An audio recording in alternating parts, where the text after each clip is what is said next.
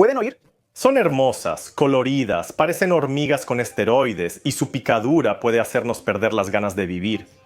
Las Żronki, porque de ellas estamos hablando, son insectos de los que tal vez nunca hayan oído hablar en su vida. Sin embargo, por su estilo de vida, su diversidad y el hecho de que son prácticamente indestructibles, creo que son una de las avispas más increíbles que podemos encontrar en Polonia. Empezaremos la historia con este recipiente, en el que, por supuesto, se encuentra una Żronka. Esta Żronka llegó a mí básicamente por casualidad, gracias a la observación de mi amigo, quien simplemente la vio durante una de nuestras salidas al campo. Y este es precisamente el protagonista principal del episodio de hoy.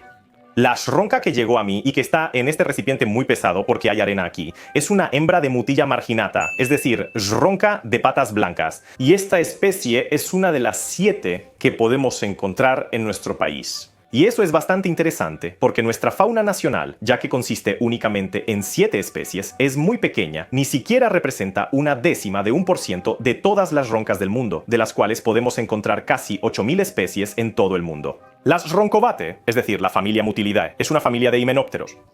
Podríamos decir, entre comillas, que es una familia de avispas, aunque no se parecen a esas avispas clásicas, es decir, a los himenópteros de la familia Vespidae.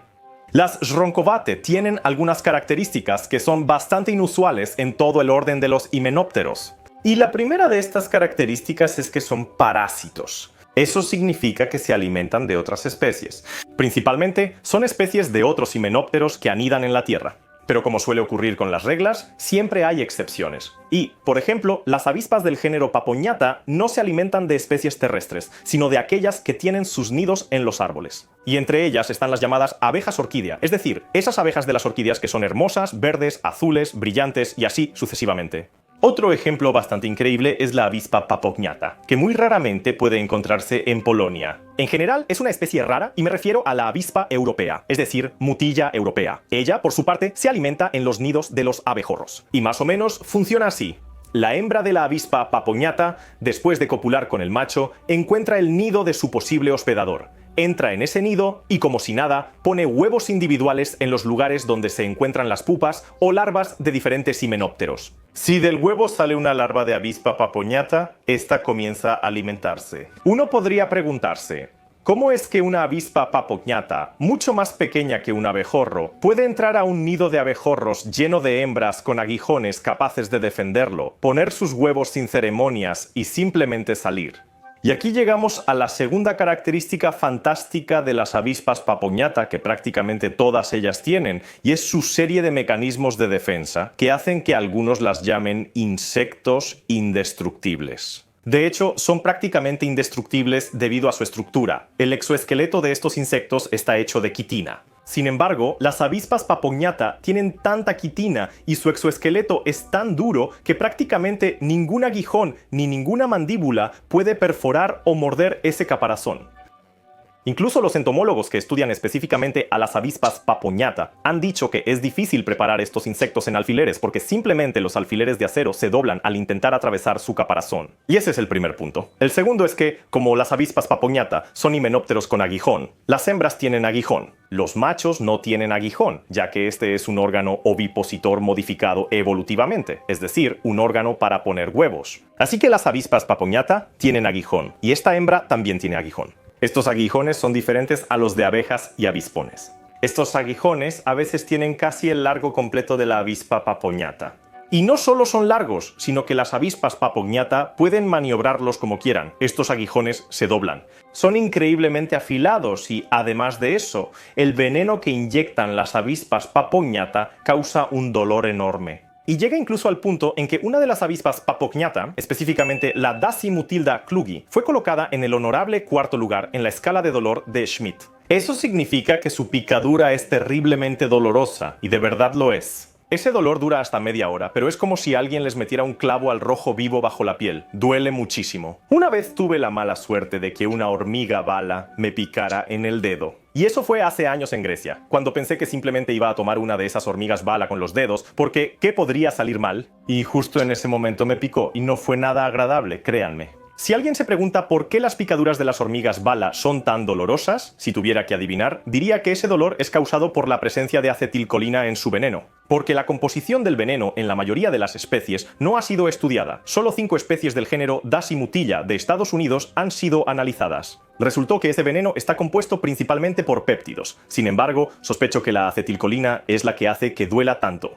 Otro mecanismo de defensa es que ellas pueden emitir sonidos. Sí, esas pequeñas hormiguitas con esteroides pueden estridular, y esa estridulación no ocurre solo si las tocamos con el dedo. Gracias a que pueden ver, más o menos porque tienen ojos compuestos, pueden emitir sonidos en el momento en que el atacante está a 1 metro de ellas. Para confirmar mis palabras, mencionaré pruebas que se hicieron con roncas y musarañas. Las musarañas, siendo insectívoras, comerían gustosamente a una ronca. Pero en el momento en que las musarañas estaban a aproximadamente 1 metro de las roncas, resultaba que las roncas empezaban a estridular, y cuanto más cerca estaba el atacante, más fuerte se volvía esa estridulación.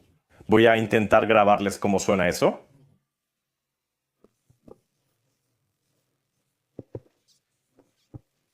¿Lo escuchan?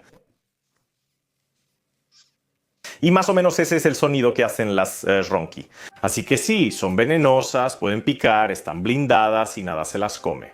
Tienen la capacidad de emitir sonidos para ahuyentar. Y si alguien pregunta si eso es todo, no lo es.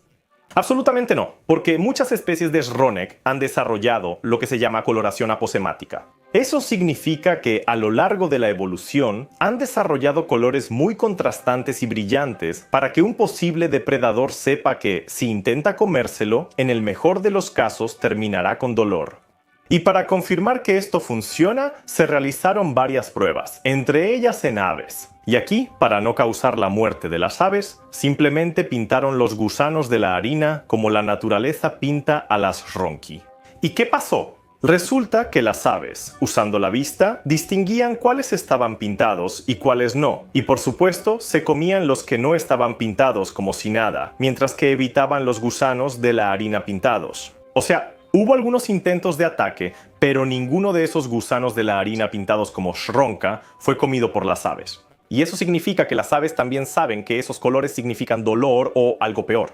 Además, también se realizaron pruebas en lagartijas, por ejemplo, del género Uta. Y esas lagartijas, después de intentar atacar a esa ronca, porque aquí hubo un intento de ataque y de comerla, y además, después la ronca picó a la lagartija del género Uta. El resultado fue que la lagartija, después de 24 horas, fue encontrada muerta. Esto demuestra que el veneno de las ronqui es bastante fuerte. Para los humanos solo causa dolor, pero no daños graves. Las ronqui saben cómo defenderse. En resumen, las mariquitas son los tanques del mundo de los insectos, y unos tanques hermosos. En mi lista, el primer lugar lo ocupa el género Dasymuthilla, que se encuentra en América del Norte, entre otros lugares. Y las hembras del género Dasymuthilla tienen colores hermosos. Pueden ser muy peludas y blancas, pueden ser rojas, pueden ser marrones, y su colorido es simplemente increíble. También hay ronqui muy bonitas en África, pero creo que nuestras especies europeas y locales tampoco se quedan atrás en cuanto a apariencia. Otra cosa, las ronqui a veces causan bastantes problemas a los taxónomos y entomólogos. ¿Por qué? Porque una de sus características más reconocibles es el dimorfismo sexual. Ya hablamos de diferencias obvias como la ausencia de aguijón en los machos y su presencia en las hembras. Sin embargo, en su caso ocurre que las hembras, que es la que están viendo ahora en la pantalla, porque es una hembra, no tienen alas y caminan por el suelo así durante toda su vida. En cambio, los machos vuelan. ¿Por qué vuelan? Porque tienen alas, ¿verdad? ¿Lo entienden?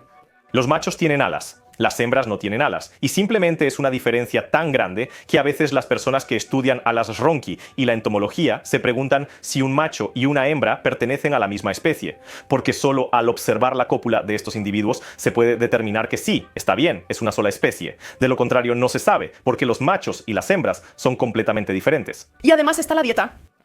La dieta, como pueden imaginar, ya que son parasitoides, la dieta de las formas juveniles, es decir, las larvas, consiste en carne. Ellas se alimentan del huésped, consumiendo larvas o pupas de otros himenópteros. En cambio, los adultos no son tan malos. Ellos no nos van a cazar, no nos van a morder, porque los adultos de ronqui se alimentan de polen de flores. Y aquí surge una incógnita, porque mientras los machos, que de hecho tienen alas, y se ha observado que se alimentan de néctar de flores, sí, no encontré información sobre de qué se alimentan las hembras. Se sospecha que también se alimentan de néctar de flores, pero no me imagino mucho la situación en la que una hembra encuentra una flor y tiene que trepar para alimentarse de esa flor. Es posible que coman otro alimento vegetal, pero aún debo informarme más sobre eso. En resumen, no hay duda de que estos pequeños insectos, a veces de 1,5 centímetros, a veces de 1 centímetro y a veces incluso de 3 centímetros, porque más o menos a ese tamaño crecen las ronqui, son uno de los ejemplos más extraordinarios. Primero de aposematismo, segundo de arte de supervivencia y tercero, simplemente son un ejemplo bellísimo de entomofauna que también podemos encontrar en nuestro propio patio. Gracias por ver. Déjenme saber en los comentarios sobre qué insectos les gustaría escuchar más. Hasta el próximo video. Hola.